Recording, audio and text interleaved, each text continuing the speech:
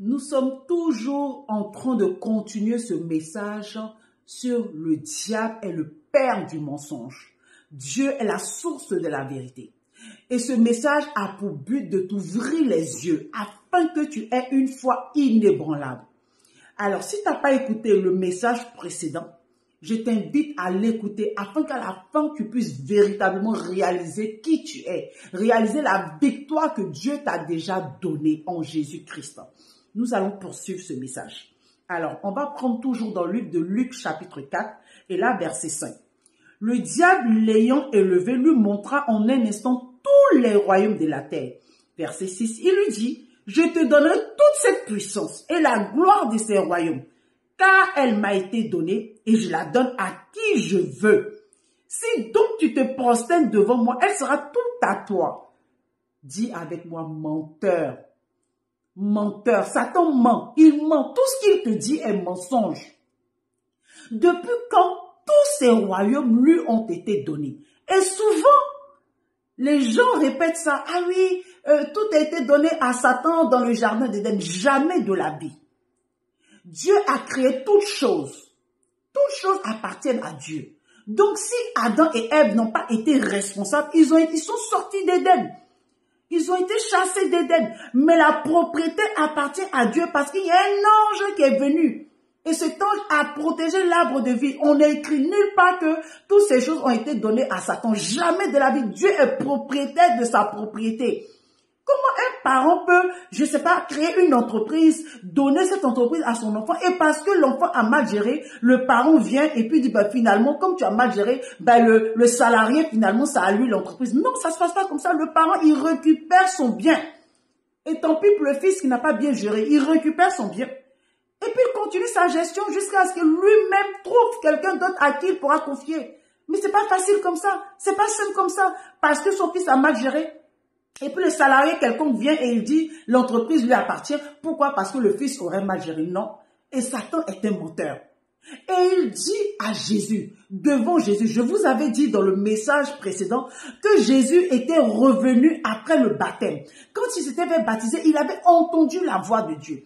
Et Dieu lui avait dit, tu es mon fils bien-aimé. Et comme Satan essaie de faire douter ce que Dieu a dit de Jésus, donc il ne relâche pas. Parce que la première fois, il dit, si tu es fils de Dieu, comment Jésus qui a entendu qu'il était le fils bien-aimé de Dieu, et Satan vient lui dire, tu es sûr que tu es fils de Dieu. Pourquoi? Parce que Satan veut absolument que Jésus puisse douter. Et une fois que le doute s'installe, c'est fini. C'est fini. Parce que Satan procède par le doute. C'est pourquoi Jacques dit, il ne veut pas qu'il y ait un doute, que celui qui demande ne doit pas douter. Parce que lorsque tu doutes, tu es comme les flots des vagues de la mer. Tu ne dois pas douter.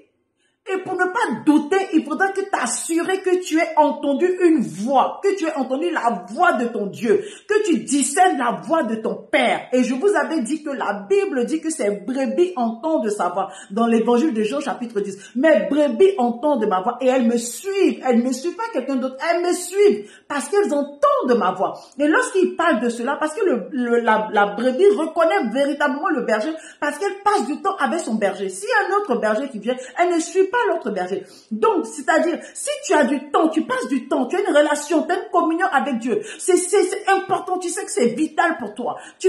Forcément, tu reconnaîtras la voix de Dieu. Forcément, tu reconnaîtras la voix de Dieu. Tu auras le discernement. Bien aimé, lorsque quelqu'un t'appelle, je vous assure, que tu as l'habitude d'entendre la voix de cette personne, la personne n'a pas besoin de se présenter. Rien que automatiquement, au travers de la première phrase, tu sais qui elle est. Parce que tu as l'habitude d'entendre la voix. Mais quand tu n'as pas l'habitude d'entendre la voix d'une personne, tout de suite tu vas demander qui es-tu? Et alors, cette personne peut se décrire de plusieurs d'autres manières. Elle peut même te faire une blague. Parce que tu n'es pas habitué à sa voix. Mais quand quelqu'un t'appelle, supposons ton mari, ta femme, ta meilleure amie, ta copine, elle t'appelle et puis elle donne un autre prénom. Tu dis, oh, arrête tes conneries, je sais que c'est pas toi. Pourquoi? Parce que tu reconnais sa voix. Et tu lui dis, non, c'est pas toi, je sais que tu es un tel. Tu es un tel. Et c'est ça, la brebis. Je parle de la brebis du Seigneur, celle qui passe du temps avec son berger. Elle reconnaît la voix de son berger. Lorsque le berger apparaît, que le berger l'appelle, elle reconnaît la voix. Tu es censé reconnaître la voix de ton Dieu. Et pour reconnaître la voix de ton Dieu, il faut que tu aies une communion au travers de la méditation des Écritures, parce que lorsque tu méditeras, tu pourras discerner que cette parole vient de Dieu ou cette parole vient du diable. Parce que le diable vient pour te faire douter dans tes pensées. C'est une guerre spirituelle, la guerre des pensées. Je vous ai dit, Satan, vous n'allez pas le voir venir en apparence comme ça, en costume, cravate, ou bien, comment dirais-je, avec des cornes rouges et 10 yeux partout et tout ça. Non, c'est pas ça. Ce sont les pensées, parce que c'est un esprit. On dit un ange déchu. Et il vient, et il te souffle des pensées d'oppression, des pensées bizarres. Tu es sûr que, oui, qui a dit que tu pourras réussir? Oui, regarde telle situation que tu vis, tu ne vas pas t'en sortir. Regarde telle personne, regarde telle chose. Vous avez vu, au préalable, le message que j'avais dit, Jésus n'avait encore accompli aucun miracle. Jésus était roi. Il savait qu'il était roi bien-aimé. Il n'y avait aucune couronne posée sur sa tête. Mais il savait qu'il était roi. Pourquoi? Parce qu'il sait, ce qu'il sait dans l'esprit est plus important que les autres vont penser de lui. Ce que tu sais dans l'esprit est plus important. Ce que les autres veulent, ils veulent voir des preuves. Mais ce que tu sais est plus important que les preuves que tu veux démontrer. Parce que ce que tu sais doit être dans ton cœur. Donc, Satan, on revient sur lui, dit que tout lui a été donné, et il dit ça à Jésus, en face du Fils de Dieu, en face de Dieu. Je vous ai dit que le Fils de Dieu est très profond. Les Juifs savent très bien ce que ça veut dire. Parce que si tu dis que tu es fils de l'homme, ça veut dire que tu viens d'un homme. Mais quand tu dis que tu es fils de Dieu, c'est-à-dire que tu es Dieu. Je ferme la parenthèse. C'est très profond. Donc, il dit à Dieu que tout lui a été donné. Donc, il dit à Jésus que tout lui a été donné. Alors, on va le voir, on va prendre ensemble dans le livre de Colossiens. Jésus connaissait très bien son identité. Colossiens chapitre 1, à partir du verset 15.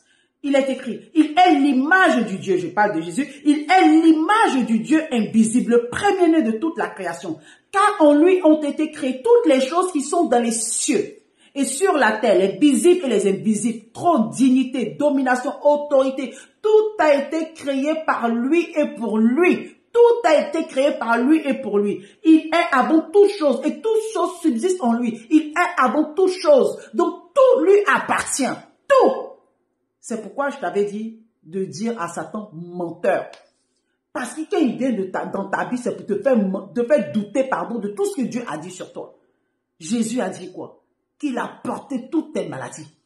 Et lorsque tu commences à sentir les symptômes, tu entends cette voix qui dit, tu es sûr que Dieu a dit qu'il a porté toutes tes maladies. Tu entends cette voix, tu es sûr. Et tu dois répondre quoi? Oui, il est écrit que par ses maîtresses, j'ai été guéri. Je déclare qu'il est écrit que par ses maîtresses, j'ai été guéri. Tu es sûr, depuis là, tu attends d'avoir des enfants. Depuis ce temps, tu n'as pas d'enfant, tu es stérile. Et tu réponds, Dieu a dit qu'il n'y a point de stérile dans sa maison. Il n'y a point de femme qui avorte. Alors, je suis une femme féconde. Je suis une femme féconde. Et je n'aurai point d'avortement dans ma vie. Je n'aurai point de fausse couche, dans ma vie. Pas de fausse couche dans ma vie. Pas de fausse couche dans ma vie. Tu dois déclarer ça. Parce que oui, mais j'ai eu des fausses couches numéro 1, numéro 2, numéro 3. Maintenant, tu es dans la nouvelle création.